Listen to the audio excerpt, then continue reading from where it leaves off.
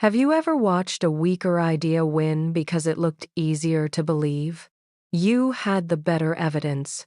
You had done the deeper work. You understood every detail, anticipated every problem, and cared about getting it right. Then someone else entered the room with a simpler story, a cleaner image, and one unforgettable moment. People chose them. You walked away angry at the superficiality of the world, but the decision was not necessarily proof that people rejected the truth. They may never have been able to see it. Why do powerful ideas fail when they arrive in a form no one can hold? I'm Sarah, and this is WiseMind Stories. In the 48 Laws of Power, 4 laws explore image, identity, and presentation. Law 25 tells us to recreate ourselves consciously. Law 26 warns us to protect our hands and reputation from unnecessary mess. Law 30 says to make accomplishments appear effortless.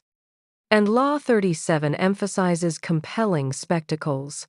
These laws can be used to create illusion without substance.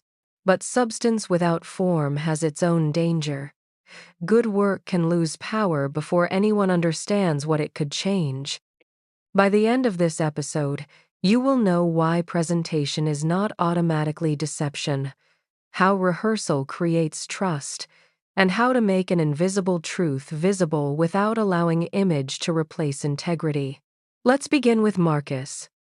Marcus Hale was an environmental engineer who had spent 8 years developing a small sensor that detected changes in industrial water systems. The device was not glamorous.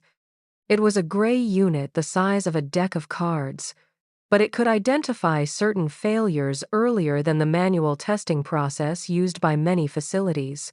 Marcus and 2 colleagues built a company called Clearline around the technology. Their first major opportunity came from a regional manufacturing group. If Clearline won the pilot, its sensors would be installed at 6 facilities. The contract could keep the company alive for another year. Marcus prepared the presentation himself.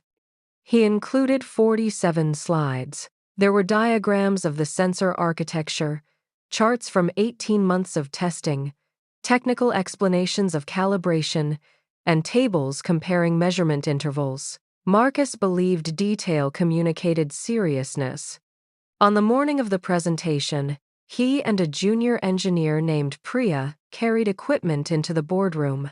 They connected a live sensor to a laptop and placed it beside 3 containers of water prepared for the demonstration. The first 15 minutes went well. Then an executive asked a simple question.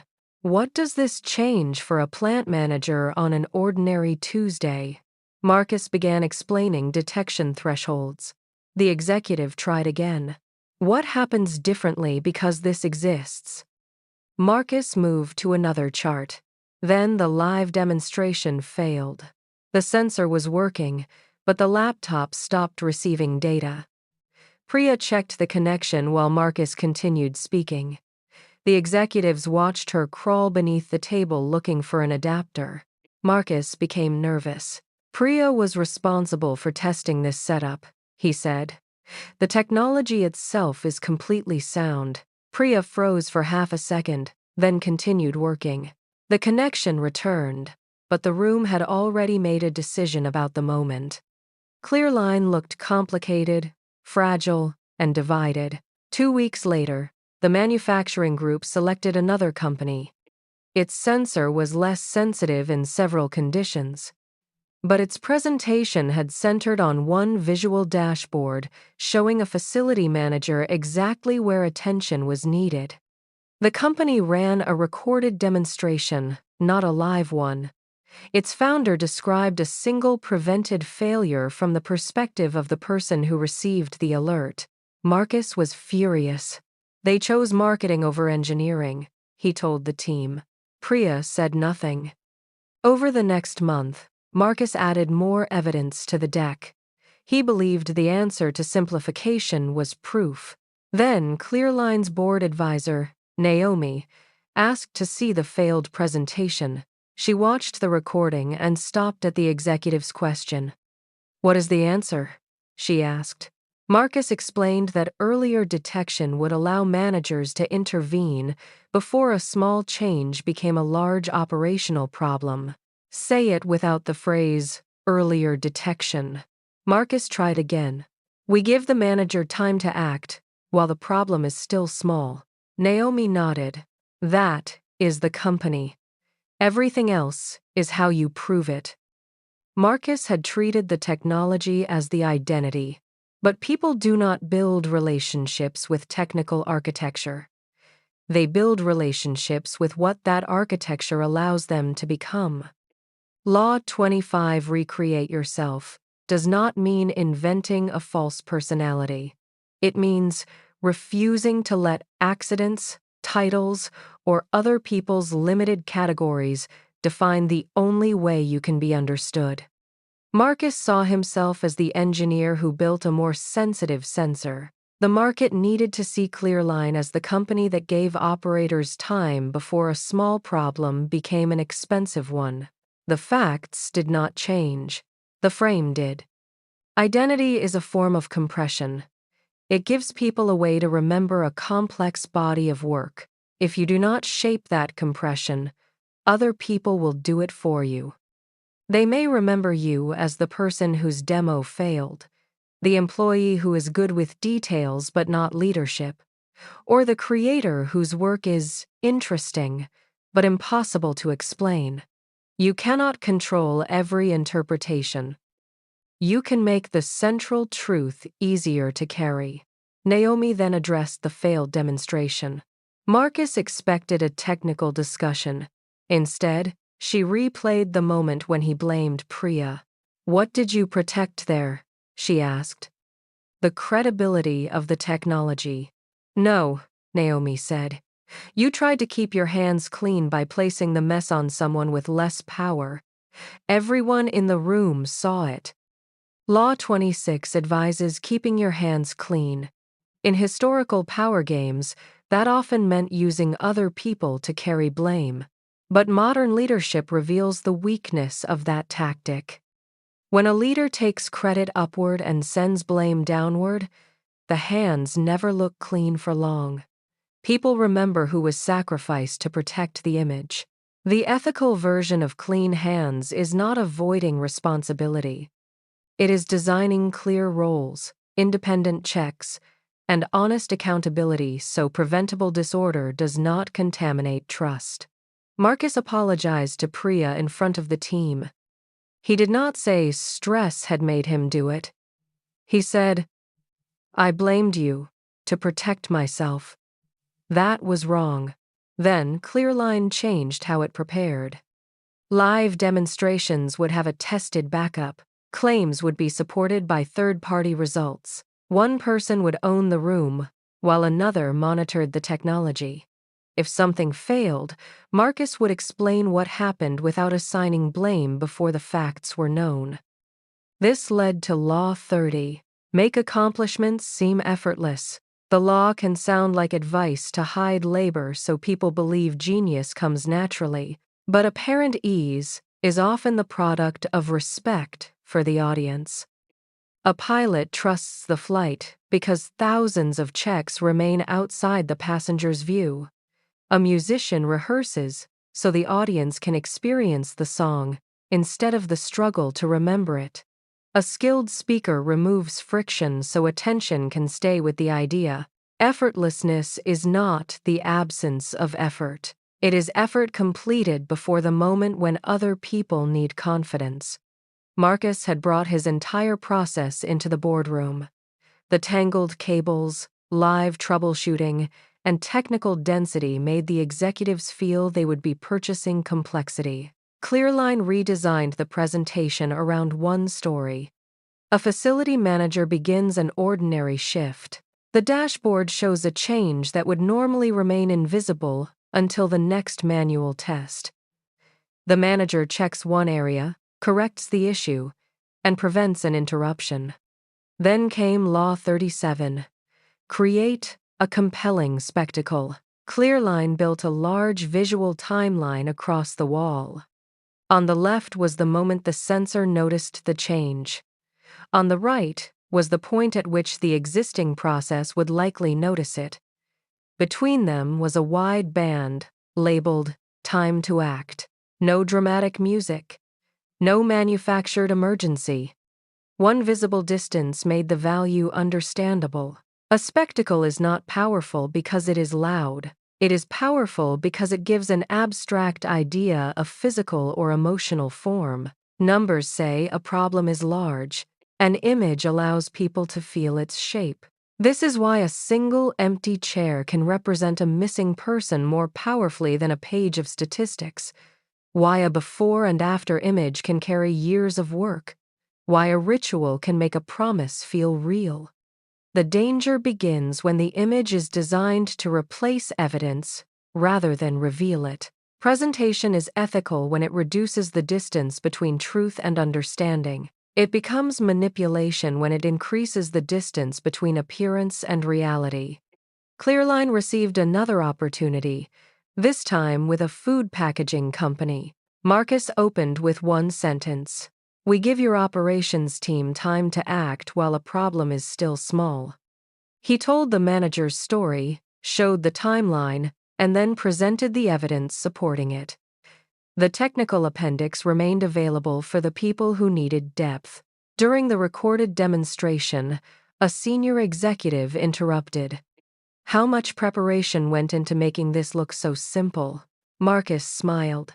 Enough that your team should not have to manage our complexity. Clearline won the pilot. The company had not become less scientific. It had become more legible. This principle applies far beyond business presentations. Your work has a visible surface, whether you design it or not. A cluttered proposal creates an experience of clutter before anyone judges the idea. A leader who changes direction without explaining the story creates an image of instability, even when each decision is reasonable. A person who repeatedly says they are fine while communicating resentment through every gesture creates a spectacle they did not intend. Appearance is not everything, but everything appears somehow. Ignoring that fact does not preserve purity. It gives the appearance to accident. This becomes especially important in a world where people often encounter the representation of you before they encounter you. A hiring manager sees a resume. A customer sees a product page. An audience sees a title and thumbnail. A new colleague hears a description from someone else before the first meeting begins. Those surfaces are incomplete, but they are not meaningless. They determine whether deeper contact happens. Some talented people resent this and retreat into a comforting belief. Anyone intelligent enough will recognize the quality without presentation. Occasionally, they will. More often, the burden of interpretation is transferred to a busy person with limited time and many alternatives. Clarity is a form of consideration. Marcus did not simplify because executives were incapable of understanding engineering. He simplified because their decision included operations, finance, risk, people, and time. His job was to make the engineering usable inside that larger reality. Recreating yourself works the same way. You are not required to display every version of your history equally. The fact that you were shy at 20 does not obligate you to introduce yourself as shy at 40. A former failure can remain true without remaining your title. A career built in one field can become the foundation for a different identity. The ethical test is continuity. Does the new image reveal a real capability or direction you are developing? Or does it demand that other people believe something your behavior cannot support?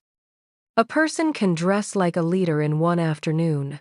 They cannot sustain leadership without decisions, responsibility, and consequence. An organization can create a beautiful campaign about trust. One dishonest response to failure can expose the distance between the image and the institution. Spectacle magnifies whatever sits beneath it. When substance is strong, visibility helps it travel. When substance is weak, visibility accelerates the eventual collapse. That is why the strongest image does not ask people to ignore reality. It organizes reality so the most important part becomes impossible to miss. How can you use image without becoming image obsessed? Use a 4-part tool called SHOW. S. Shape the identity. Decide what central change you want your work or leadership to represent. Express it in language another person can remember and repeat. Do not reduce yourself to a slogan. Use the sentence as a doorway into the substance. Hide rehearsal, not truth. Prepare until unnecessary friction disappears. Test the equipment. Edit the explanation. Anticipate the obvious question. Never hide material risk, uncertainty, or limitation merely to preserve smoothness. O. Own the consequence. Clarify responsibility before the moment of failure. When something goes wrong, protect the truth before protecting your image. Do not make less powerful people carry the moral cost of your appearance. Clean reputation is built through clean accountability. Wrap truth in a visible form. Find the story, image, demonstration, object, or contrast that allows people to experience an abstract idea. Then place the evidence behind it. The image earns attention, the substance earns trust. Now ask yourself, what valuable idea in your life remains invisible because you refuse to shape its form?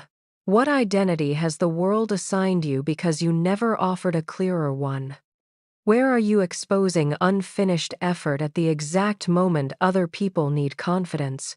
And are you using presentation to reveal reality, or to protect an image reality cannot support? The world does not always choose the best idea. It often chooses the idea it can see, remember, and explain to someone else. Your responsibility is not to make truth theatrical, it is to make truth travel. In the next episode, we will go deeper into belief itself. Why do facts lose to stories people want to inhabit? How does selective honesty create trust? And when does inspiring a shared belief cross the line into controlling a following? Episode 11 is called The Architecture of Persuasion.